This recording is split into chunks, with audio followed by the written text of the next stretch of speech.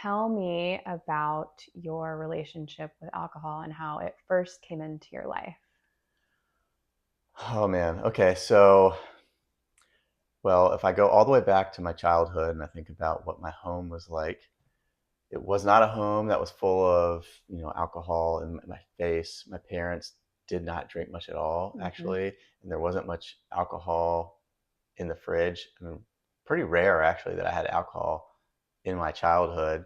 Then I got introduced to it in middle school, high school transition Yeah. as like social pressures crept into my life and mingling with the opposite sex, Yeah. being interested in girls and wanting to have courage for that.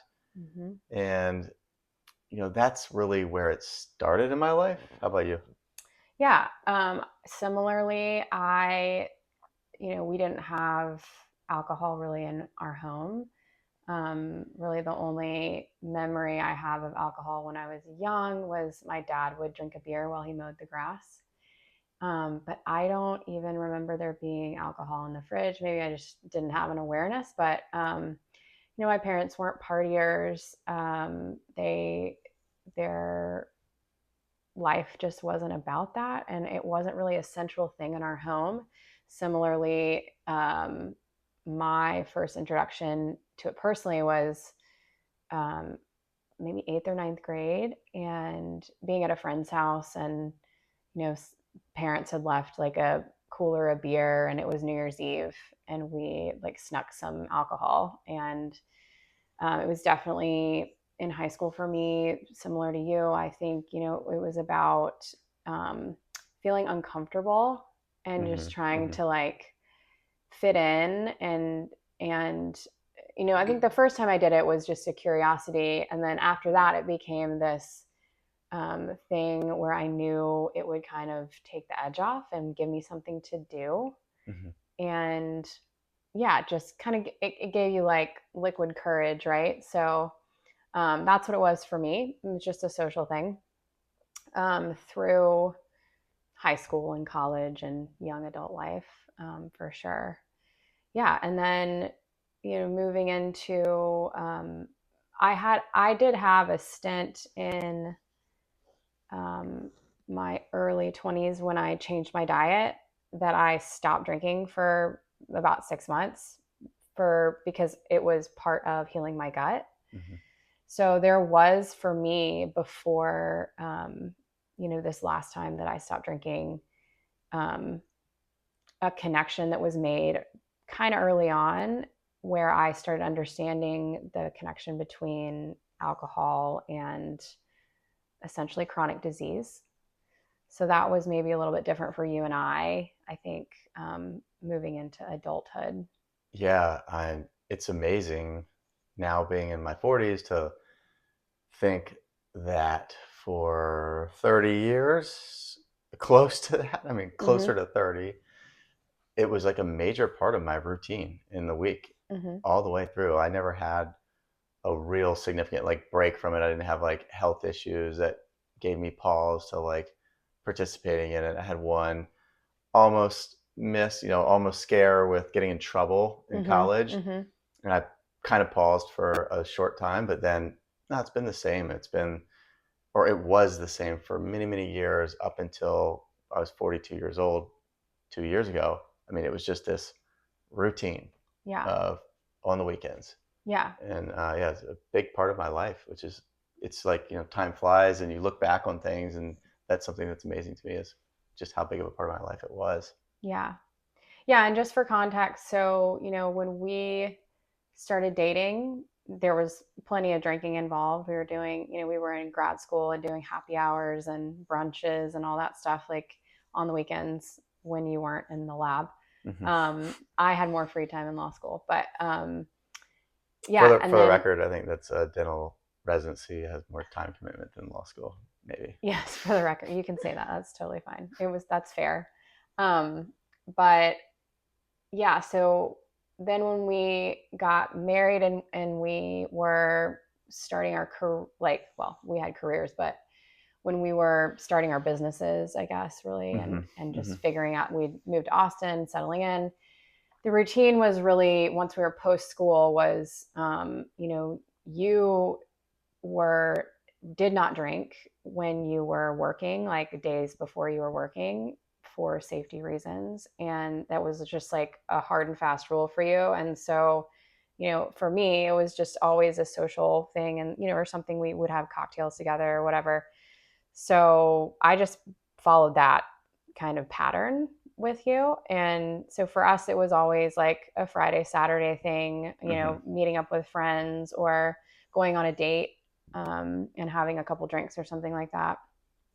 But it wasn't like, we didn't, and we may have kept some alcohol in the house, maybe, but we didn't have a liquor cabinet or, Yeah, we you had a know, liquor cabinet that was basically like wedding party oh or yeah, engagement oh, that's gifts, right. That's and right. yeah, We just they didn't go sat into there it. forever. Yeah, Yeah, that's true. yeah, That's true. But yeah, so just to paint the picture, we weren't, um, we were drinking on the weekends with friends. That's yeah. really what it was. And, not to say that we did never, um, drink too much. Certainly we did occasionally.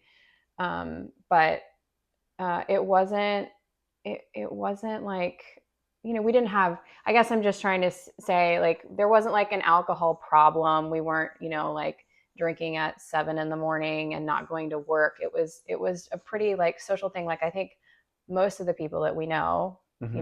the way Hmm. they use alcohol, it's very normal, especially, as adults and even with kids. I think Yeah, that's something, the way we were using it was pretty in line with what most people we yeah. knew I think and that know. frames this conversation nicely because everyone's story is a little different, and our kind of journey into quitting alcohol was not something where, yeah, we felt like we needed to go to AA, which happens for a lot of people, Sure. right? We've met a lot of people that have stopped drinking, and it's Mm-hmm. interesting you get the different interactions of, did you stop because of a problem or just a health choice or what is it? And that's Yeah. kind of how we're developing this. It was certainly more health choice focused, and then to add just that one little context to, I didn't drink during the week. And so that we both didn't drink during the week when we got together Mm-hmm. because of the shaky hand side effect of alcohol. Right. When you're a dentist and you're working on people's mouths under magnification, doing surgery, giving people shots, it is very obvious under magnification if you've had drinks. And so that was the reason for my hard fast rule during the weekdays. I mean, it was extremely rare if I would ever touch alcohol during the week. And looking back, it was a convenient excuse. Yeah, it Yeah, really yeah. was. It's surprising that that was a nice thing. Oh, I got to work tomorrow. And I Yeah. leaned on that very comfortably. But Yeah. Yeah. Okay. So that kind of paints the picture of how the role that alcohol played in our lives up until recently. mhm. So let's talk about maybe, how you see the effects of alcohol show up in the body in your patients as a dental provider. Yeah, I think dentistry is a fascinating discipline because we're looking into the mouth, and a common saying is like dentistry is the window into the body. You literally see changes in physical appearance depending on if someone's healthy, sick, or have chronic conditions or acute things, whatever. You really see it in people's mouths. It's a real life dynamic environment. And as a dentist, I think of a number of things when we started talking about this conversation Mm-hmm. and discussing what are the things I see as a oral healthcare person. The first thing I thought of, the most like prominent one, is acid erosion, and you could call it like GERD, Mm-hmm. like reflux. You spit up in your mouth a little bit, Yeah, or GERD stands for what? uh, gastroesophageal reflux Yeah, disease, and essentially reflux. Yeah. basically, so you spit up in your mouth and you probably swallow it, and a lot of people don't know they even have that, or some people know. Like, Mm-hmm. but there's a little bit of a spectrum there, Mm-hmm. and on a like a continuing that further would be like someone that's like bulimic. So where Mm-hmm. they, maybe have a eating disorder, or they have like a crazy gut issue where they throw up for a long, over and over and over, or Mm-hmm. chemotherapy patients. Mm-hmm. That's not alcohol, but when we talked about alcohol, the first thing I thought of was erosion. Yeah. Okay. And that ties into kind of muscle laxness, or like when I think you're drinking alcohol, you're more likely to have reflux. Yeah. And that's something I found through just questioning and answering on people. I see all this wear on your teeth. Your teeth are very, it looks like you bathed your teeth in acid. What happened?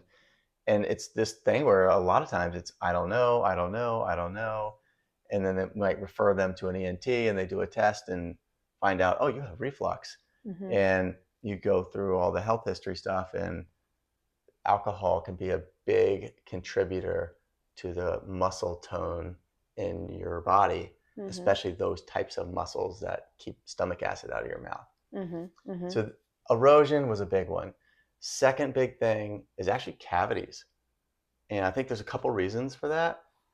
One would be uh, similar to that sleep topic.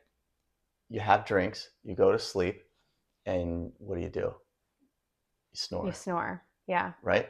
So you're snoring, you got your mouth open, your mouth breathing. So not only is your breath getting worse, you're gonna taste it in the morning. You know when you like wake up with a hangover and you're like, Mm. oh my breath, Yeah. God. Yeah. Well, that's because you've been mouth breathing all night. That's why your Right. breath tastes that way. But you have dried your teeth out and made this perfect environment for the bacteria that lives on your teeth. We all have bacteria in our mouths. Some are harmful or more harmful than others. You're priming the environment for those harmful bacteria to create decay. And so I certainly meet a lot of patients that have a lot of decay related to alcohol use. Mm-hmm. Mm-hmm. So those are like probably the two biggest things I thought of. What about teeth grinding? Oh yeah, yeah, it's a good one. So for sure that I think those teeth grinding goes right hand in hand with the other two things. I believe it's tied to the effects it has on your sleep, the Mm-hmm. effects alcohol has on your sleep. Yeah. And your sleep is not the same when you've been drinking.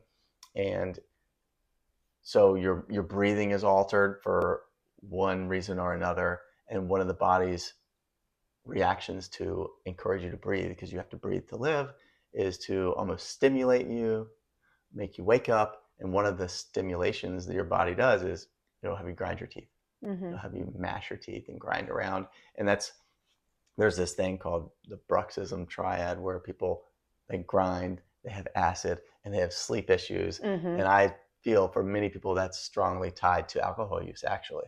Yeah. Yeah. And when you have patients come in, I mean, they're doing health histories. So, some people are honest on those all the way and some people are not. But you can see, if they're you kind of correlate the are you an alcohol user or not. And then through further discussion, I'm assuming it's more obvious. The Yes, connections are more obvious for some people than others. right. Yeah. I think that the honest assessment here is that, not to paint some picture of like, if you drink alcohol, your teeth will fall out. That's not what I'm saying. Sure. Everyone knows that. But I am saying there are definitely side effects or effects and damaging things that happen from alcohol use. So you just got to, it's like everything, you have to accept that if you're drinking alcohol, that's part of it. Yeah. Yeah, and talking about acid reflux, you talked about the muscular um, symptoms Mm-hmm.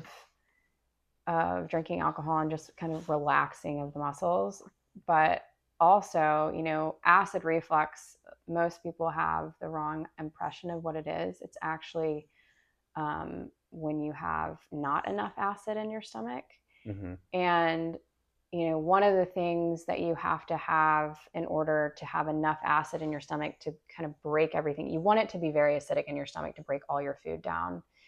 And things that can mess with that system, alcohol is one of them. If you have Mm-hmm. food sensitivities, that's another one. There's a number of them, but alcohol is definitely going to be contributing to lowering your stomach acid, which then causes acid reflux, which then causes erosion of the teeth.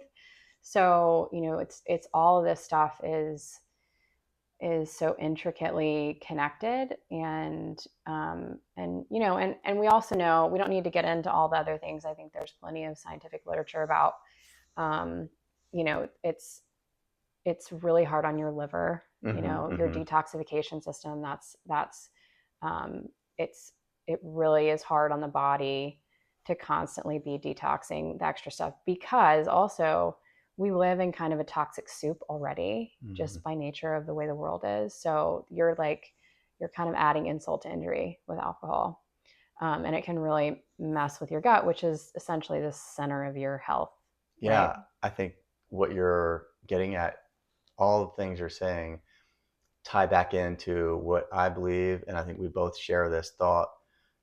One of the most popular topics or biggest focuses of health coming up is going to be on what's called the microbiome, the Yes. focus on all these bacteria and fungus that live in our bodies. And the acid, everyone thinks of, there's a bacteria called H. pylori. Mm-hmm. Um, for sure, alcohol kills bacteria, right? It's Mm-hmm. like an indiscriminate killer, Yeah. and it can essentially, like through process of elimination, start to select for more harmful bacteria. That's the reason. So you see that in the stomach. But another thing you'll hear about with alcohol, maybe not social drinking alcohol, but alcohol is alcohol, is the concern about mouthwash. And Mm-hmm. alcohol containing mouthwashes actually raising blood pressure and Right. being really bad for our health. And the reason for that is the microbiome impact, right? It's Yeah. killing bacteria on the back of our tongue that help with nitric acid, nitric oxide regulation. Mm-hmm. And so there's something I think that's a very important to think about when you consider alcohol use is, yeah, how are you impacting these little bacteria that live in our body that probably do more to regulate our health maybe than anything else. Yeah, absolutely. And the other part, you know, what it's doing in your mouth with alcohol, even just mouthwash, what's doing in your Mm-hmm. mouth, it's also doing in your gut. You know, so it's just running downstream and doing the same thing. And what we know about the gut and the brain is that they're intricately connected. Mouth also, but there's a lot of talk about the gut brain connection, Yeah. and that is why, you know, the connection to things like dementia and Alzheimer's, alcohol is a major driver of those. It's causing inflammation. It's killing the bacteria in your gut that you need to break food down to be Mm-hmm. healthy. And yeah, there's all kinds of inflammatory effects that it has on really important parts of your body, you know, Yeah. and long term health. And you know, you can justify whatever you want, and I think, you know, we're not saying like one drink of alcohol is going to cause dementia, right? But consistent use of anything has will have a long-term effect on your body, right? So, and these are real connections and real health effects, and these diseases or things that happen to your body, to your mouth falling apart, or you know, some sort of memory issue, or a liver issue, or gut disruption, whatever it is, you know, it's all connected. And certainly the connection to alcohol is, it's not even a connection. I mean, Yeah. it's a direct reflection of like what you're doing to your body. So, um, yeah, just something to think about as we set the stage for kind of what led us um, to say goodbye to it, Yeah. really. Yeah. And for any, like, there's so many good resources on all that stuff we just mentioned. I Mm-hmm. know for me, there was an Andrew Huberman podcast on alcohol specifically, and then one also on the gut brain axis that really overlaid themselves. Mm-hmm. Just so if anyone's interested and wanted to like deep dive into, have a source for opening up Pandora's box a little bit more of all those things we just talked about health related, that's one of many places to look. Yeah, definitely. Yeah. So I took us back one time before we went forward, um, set the stage for the next topic.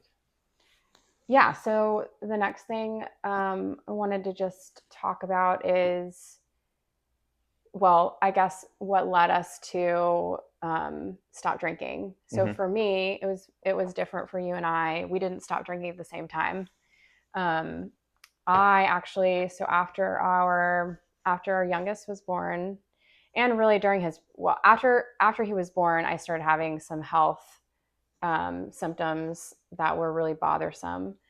Um, but also during his pregnancy, there was just something that I really enjoyed his pregnancy. I think had a lot to do with our prenatal care, midwife, just like the place we were in our life and all that. But I really enjoyed not drinking, and I just enjoyed the clarity, and it was something that it was a very mindful pregnancy for me. And I just remember, I the baby was born, and then I kind of was like, I Mm-hmm. guess I'm going to start drinking again with everybody. And I really kind of didn't want to, which is a weird thing, um, but I did socially. And this was, he was born in 2019. The pandemic hit in 2020. We had a year of stress for everybody, regardless of where you stood and what you believed. And, um, and then we had the Texas freeze, Mm-hmm. and our power went out and our pipes burst and we were displaced, and all of that happened in February. And by March, my body was kind of like, I was 18 months out. I was nursing. I was, um, we had three little kids, and the stress, I think, of a year of postpartum and just all the chaos was wearing on me. Mm-hmm. And I started having hives and headaches, and my periods got messed up. And so, for me, because I had already made the connection between, what I put in my body and how I felt having atypical symptoms, my initial reaction was to think, okay, what am I putting in that's not serving me right now? Mm-hmm. So, and it was I'm also very mindful, like, after years of doing this with food already, it was an easy connection for me. I knew if I had a drink, I would literally just get hives within a few hours or minutes even. So it was a very obvious, like, I was having a histamine issue. And so I just immediately was like, well, I can't drink because I don't want to itch, So I stopped drinking initially because of that, and I simultaneously was adjusting my food, and I actually got help from a functional practitioner, and um, adjusted what I needed to do to kind of clear out what was going on. And but that's how it started. It started as just really to deal with the skin issue and Mm-hmm. headaches and that kind of stuff. But as it went on, I think because I had already had this kind of in the back of my head, like, I really was enjoying just the clarity of not drinking when I was pregnant. Um, Having the space to kind of explore that again was really nice. And then it turned into something where I was doing a lot of introspection and just thinking about, like, well, why am I drinking if I kind of didn't really want to and I'm doing it anyways? And why did I start drinking in the first place? And I think I maybe was reading some stuff or listening to podcasts at the same time, or um, just thinking about my reasons for doing it. And I realized that for so long it had been this crutch that I used in social situations. And I kind of just wanted to know who I was without it. Mm-hmm. And so it became kind of a game for me. Um, and I just kind of was like, I've done it a month now. Like, I think I'm going to keep, and I don't even know if we had like a big conversation about it. I think I just was like, I think I'm just going to keep not drinking. And for anyone that maybe doesn't know you, you can be competitive at times. So if you've turned this Yes. into a game, I'm sure you want to win. Yeah. Yeah. And it was, yes, I turn it into something in my head where it's like, can I go one more day? Can I go one more day?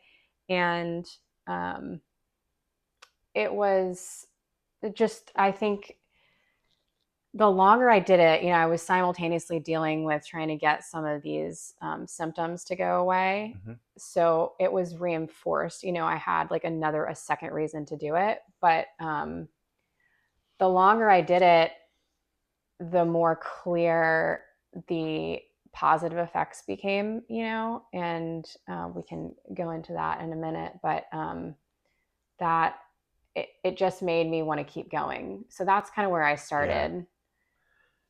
Yeah. I feel like my journey into Mm, not drinking is it's different. mm, I really, my wife wasn't drinking mm-hmm. and that was almost 2 years before I stopped, right? So there was this Yeah. transition phase where I would still have drinks at dinner on the weekend. I would order like a cocktail or something on Thursday or Friday night.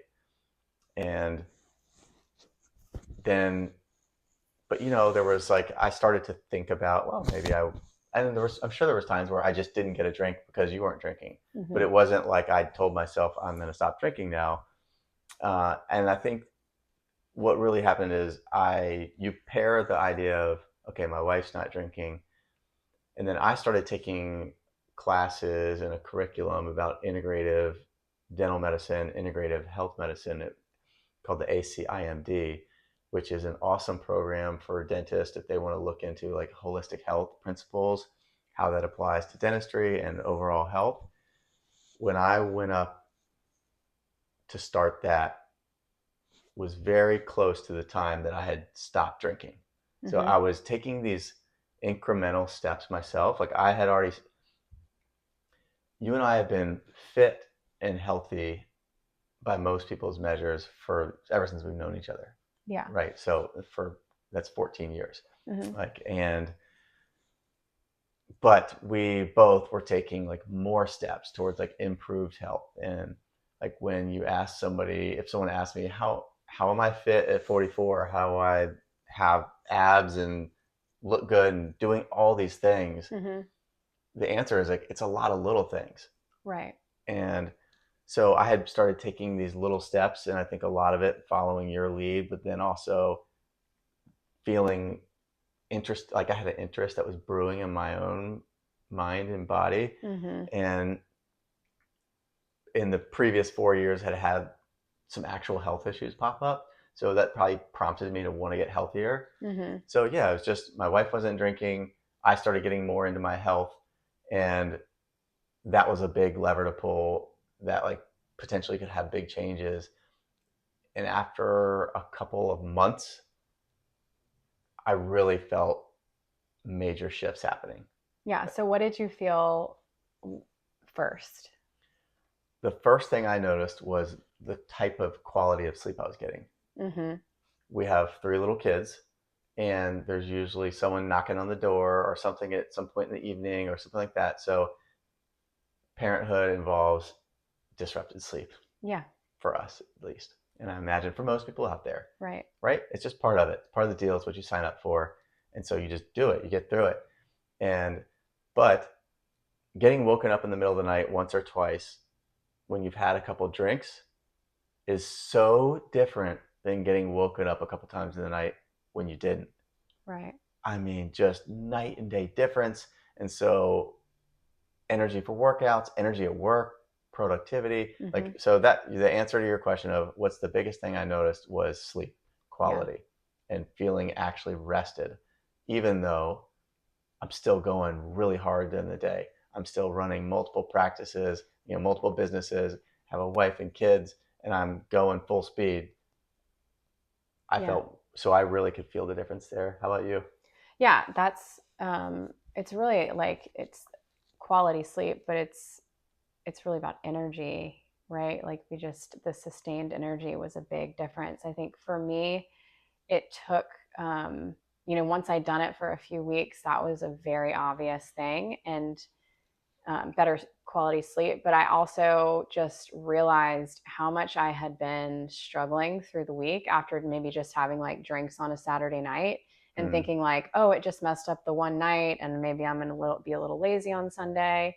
But like I got the rest of the week going, but it was really, once I took it out, I realized how much it was slowing me down and how much less energy I had, or like how foggy headed I felt, or, just in a number of different ways was kind of, it was affecting me for a much longer period of time. Like basically the whole, it kind of felt like it had been the whole week. And Mm-hmm. then you like get back to Friday and do it again. So that was that was something I noticed. For the other thing that I noticed pretty immediately was um, my anxiety went away. Oh yeah. And Hmm. it was, you know, I I think that I just felt probably from the time I was like 15 on that I had some low level of anxiety just all the time, just worry about whatever, general things in life. I'm not talking about like, you get worried about a specific situation if you're making a big move or whatever. Mm-hmm. Everyone has that. But just a baseline kind of worry was something that I don't think I even realized didn't need to be there, like it Yeah. was just who I was, I think, or I thought. And I stopped drinking and it went away really quickly.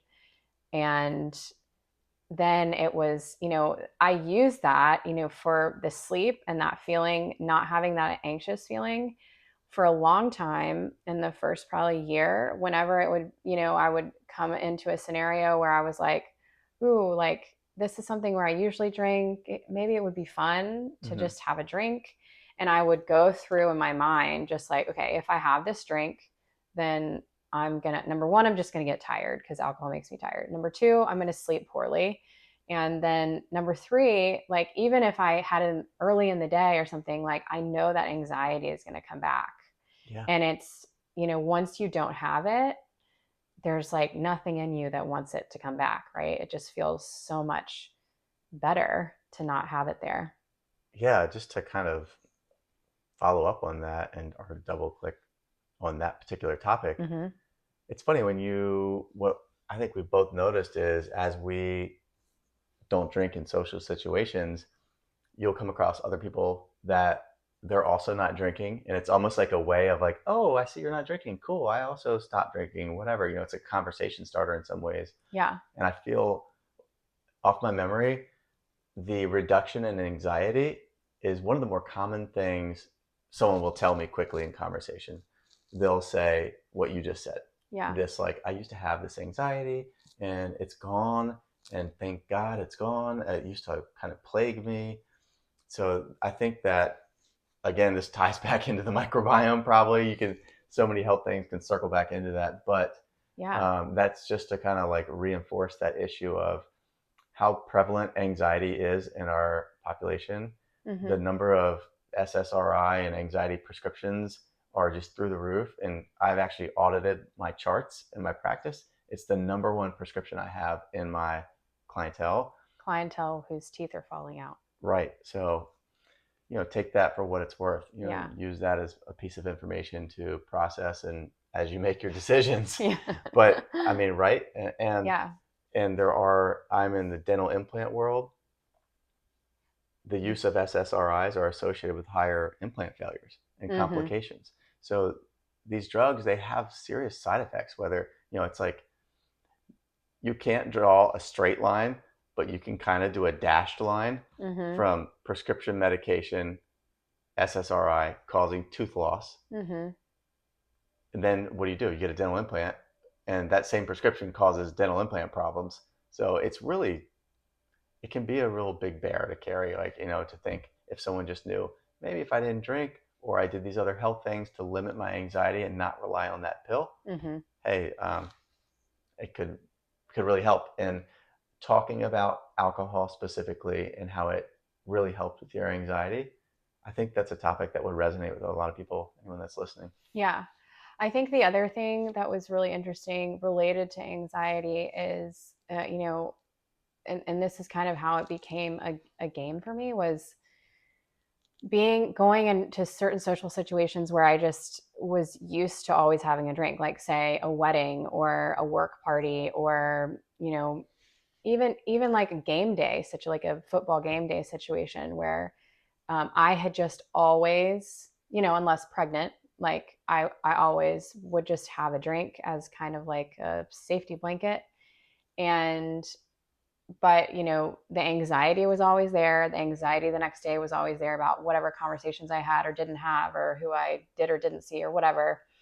And you just like kind of replay that stuff, and taking it out, it wasn't it I think it's worth saying, like, it does feel uncomfortable at first because it was like training a new muscle Mm-hmm. of, I keep saying this, but it was like I had to figure out who I was without it in social situations, which sounds crazy, but But when you're a teenager, yes. that's when your real social memory kicks in, right? Right. So, Yeah. And not that I had never been in a social situation with alcohol. I certainly had plenty, like majority of them, but like there were certain things that I had kind of trained myself to be uncomfortable with unless I was drinking, or convinced myself that it was better if I had a drink. And what I found over time is, as I met each of those fears, I guess, like head on and addressed the situation and went through the motions of whatever social interaction it was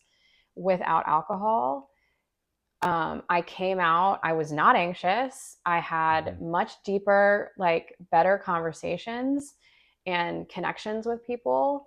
And it just felt, more clear and purposeful. And I could kind of feel myself like rising back into the space and like being more comfortable with who I really was, and not like who I was trying to like numb out to be. Yeah, the reference of game day is a good one because I got to go to me and two of our kids went to a Texas football game this weekend, Yeah. and I, like you say game days, I have definitely associated that with heavy drinking. Mm-hmm. A lot of times, what even happened in the game? Who cares? I was just there getting hammered like everyone else, right?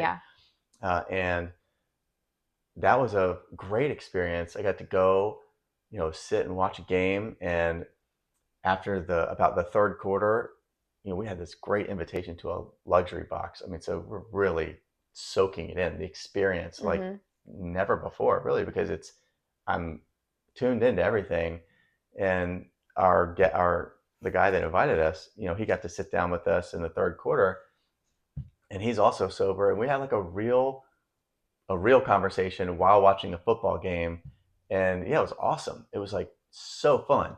Like Yeah. I in the past would have said, I got a drink to have fun at the game, but that was way more enlightening and fun and entertaining, really, to like be able to have an actual conversation, watch the game, be aware of every little thing because I'm fully tuned in. Yeah. I think the game day is a really good example. The other thing I was going to say that has changed is, um, our, personal growth, but like productivity in general. I think we've been very tuned in to all kinds of personal growth and have had more time to dive into various aspects of that as a result of leaving alcohol behind. Um, but the game day, I think, is a really good example of kind of what it would have looked like before versus what it looks like now. And you went to the game, with the boys, and I was here with the youngest, and um, you were there sober. Like you said, you had like just a really good present experience with, watching the football game, being with the kids, being with friends. And then, not that you can't have a good experience when you're drinking, obviously you can. That's not the point. The point Mm. is, when you came home, the game was over at 5. Normally, if you're like tailgating or drinking with friends, um, or the party often continues into the evening. It's like, where can we go to drink to keep the party going, right? Yeah, yeah, And in the past, that probably would have happened. Maybe you go to a friend's house or whatever. Um, yeah. and You sit on a couch and keep drinking. Right, right. Yeah, turn on a football game and Sure, just watch another keep game. drinking. Right, and That's what hang you out. do. Yeah, And then you're yeah, home late, you sleep poorly, you're hungover the next day, you like turn on cartoons and lay around because you just like don't want to deal with anything because you don't, you're tired, yeah. You right? don't feel good. Yeah. And instead, you came home at 5. We cooked dinner. like a really healthy meal. We had a meal together. I went on a walk. You worked. I mean, you basically worked on, we have, um, we're developing the toothpaste and the mouth guards, and separate from the regular job, right? Mm-hmm, mm-hmm. We've developed these other passion projects that we're doing on our nights and weekends, and we're really enjoying doing it. And that's what you worked on to like late into the evening. And then we were like up early meditating. I think, I can't remember, something like that. And then, Something like that. so, and then, like I went on a walk in the morning, we had breakfast, and it was, and then we had like a great morning with the kids, and then more like, I'm trying to think of, I think we worked on something. Oh, did we record? I don't know. But anyways, the point is, it was, that was a very different Yeah, picture with and without alcohol. It would have been a very different picture with alcohol, right? 100%. And I think that just kind of, we've been able to do a lot of what we've done in the last 2 or 3 years because we're doing a lot of different things, but like one of the factors is that we've taken alcohol out, and it has freed up a lot of time and energy and space um, to grow and Yeah. to have like the mental energy, the physical energy to have these other projects that have been so fun for us. Yeah, definitely. I think that the increased productivity you're describing is spot on. I feel like, we've always been like people that are, let's achieve more, let's go after things. And I don't think it's a coincidence when you look back at the past 2 years. I speak for us and myself. We're in like major growth stacking mode, and I think that's not a coincidence that it coincides with the time that we stopped drinking. Mm-hmm.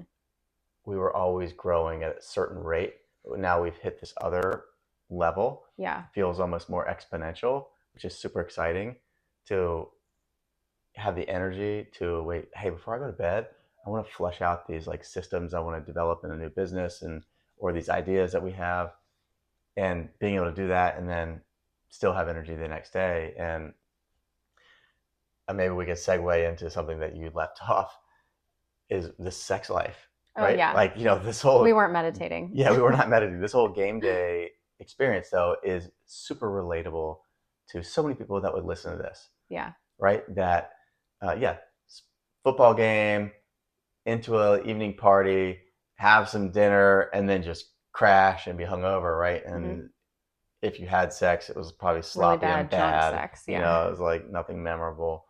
Versus, man, I mean, our sex life is just like way, way better Yeah. than it's ever been. That alone is a reason to try sobriety. I would just I say. fully agree. I would Yeah. just say. I mean, it's worth at least give it 6 months, and it's probably one of the reasons I didn't want to go back to drinking. To be honest, Yeah. it's so great. Yeah, it's Yeah. another area where we've done a lot of work.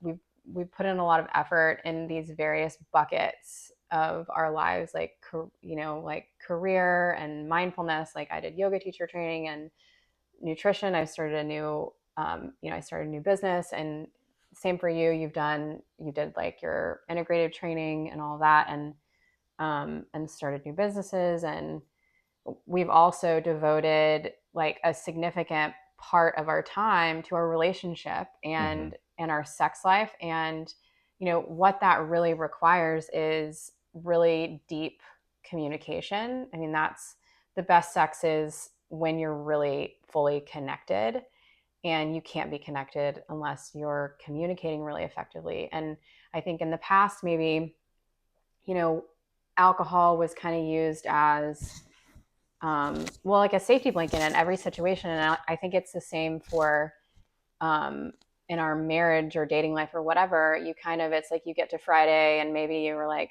irritated about this or that, and you go to dinner and you just like, rather than discussing it fully, Mm-hmm. you just drink and kind of numb out, and like let it kind of go. get back on the same page and just brush it under the rug, but it's there, Yeah, right? You know, yeah, and um, but it allows you to like kind of like move through your relationship in in a way, and those things add up over time. And I think taking that out and being forced, it's just like the social interaction in a social setting, like with friends or whatever, like we're talking about, and when you're clear headed and sober, you have a deeper conversation, and you have to confront whatever it is in front of you, kind of head on and more directly. And I think it's been the same in our marriage. Um, our date nights look different because we're not going out and having cocktails. We've had to, like, at first that was kind of weird. We had to create, like, well, what are we going to do? We're not drinking. Okay, we can still have dinner, right? yeah, Like, yeah, it was yeah, like, do we still do this? We still have dinner, or we'll, like, go rock climbing or go on a walk, or our dates maybe aren't like date nights. Maybe they're during the day, or they've looked different, but the emphasis is on connecting and communication. I think yeah, that's kind of what shifted, and that allows for a much deeper connection with sex, and also just more time to like um, to to devote to having sex and getting better at it and communicating better. yeah, So yeah, that's 100%. that's been a good bonus, I will say. The secret to our marriage, if anyone's wondering. Yeah, exactly. It can fix most things. Yeah. It really does because yeah, the like you one of the phrases we use is clearing the glass, like Mm-hmm. connections, not having something that murks up the glass in between us. Being able to have good, strong communication in that way when you are being together, being intimate, it's much more powerful, and you're not holding on to anything. Yeah. Mm. Yeah, and I think that leads into also, or plays into kind of how it has just felt that our family, our kids are thriving as well. A lot of the stuff that we're talking about, it's hard to kind of quantify some of it and like why it's so much better without alcohol, Hmm. but um, I feel like the kids, first of all, I mean, like we were just talking about, our connection is stronger than ever. And that is what grounds your children, and our children feel much more grounded, um and like, and we're just thriving as a family. I feel like, we're doing Yeah, all these great things, like fun things for us, but it's given us the confidence, and I think the solid ground to explore homeschooling, which was a new thing for us this last year. Um, and it's been really, really good. I don't know, it's like I can't make the direct tie to like taking alcohol out, and I can't draw the straight line right. to homeschooling, but I can tell you that that played a big part, because all of these things have kind of built on each other. And, having the clarity and the confidence and the strength in our relationship to do something that really felt so big. Maybe it doesn't sound big to other people, but making that shift felt immense when we did it. Yeah, And, you know, being taking alcohol out just like led one, it was like a building block that kind of got us to that place. So I think I think it's worth mentioning. I think like the exploration of homeschool and just how well our family seems to be doing, our kids are doing, yeah. I is think you could definitely tied to that. summarize that with looking back historically. I always thought alcohol was something that I used to make courageous decisions when I needed courage.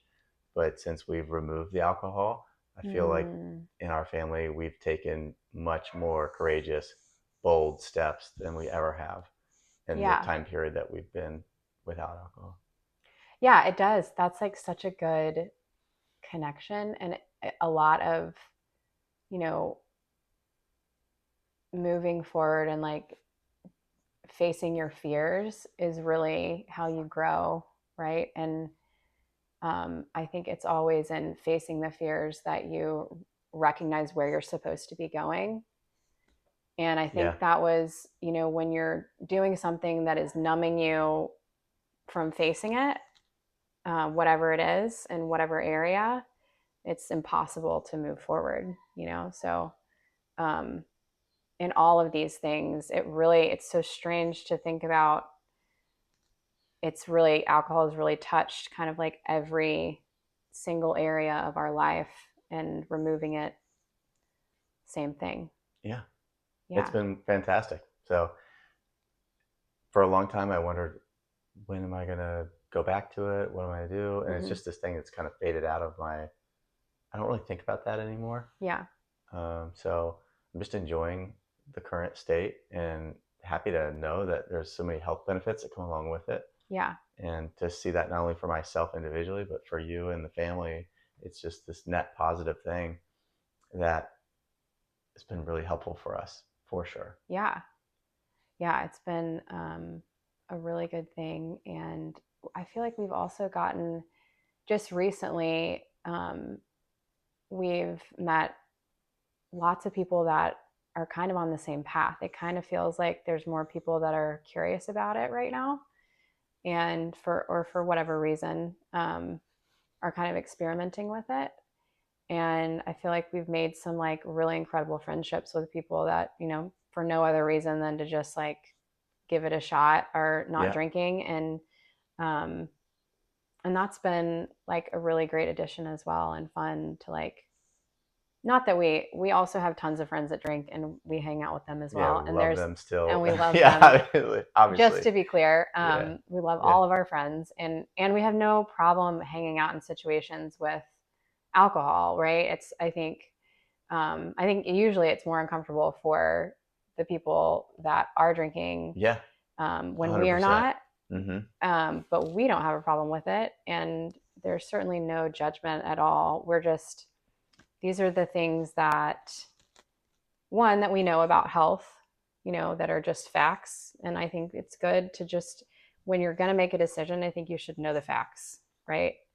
And and then, yeah, to just, how it's benefited us. That's really all we wanted to share. And Yeah. in case people are curious about, I don't know, how it could affect you, or like curious about trying it, or whatever. Exactly. Well, I think that hopefully this was a fun conversation to have and listen to, because I think there's a lot of people that consider it like we had, and Yeah. so it's nice to just kind of get a peek into our lives and what's changed and what's positive. And Yeah. I think we would definitely give it two thumbs up, and Definitely. at least recommend to try for anyone that's interested. Yeah. So with that, Thanks cheers. for listening.